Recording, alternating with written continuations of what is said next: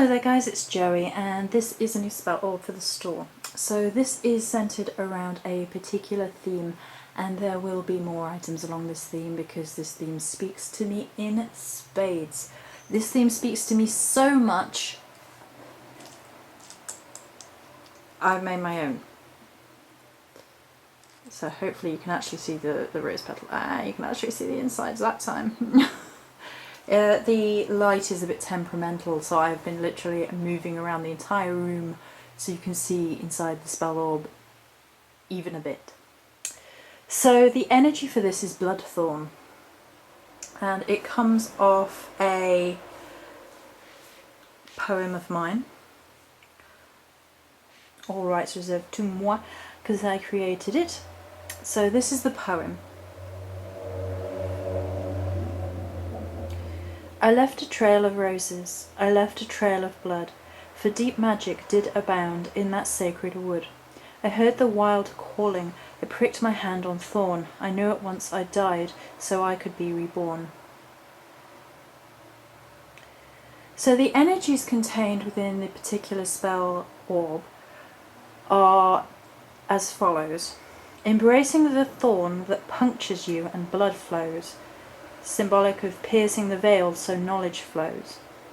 The primal energies of the old gods, the woods, the sacredness of groves, that weaves into your blood, rebirth, destroying the old you, drawing poison from old wounds to allow healing and rebirth, and the red ties or threads of fate and destiny that bind us all to earth and one another.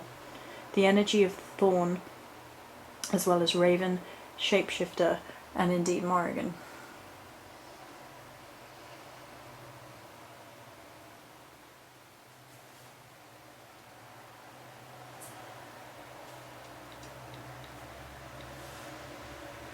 So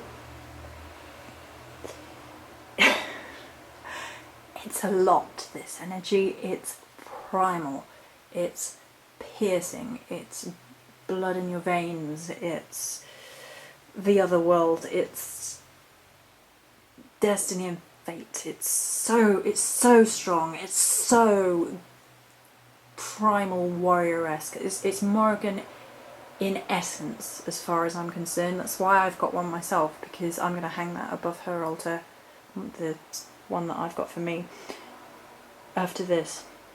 So, embracing the thorn that punctures you and blood flows, piercing the veil so knowledge flows, is the primary concept behind this energy.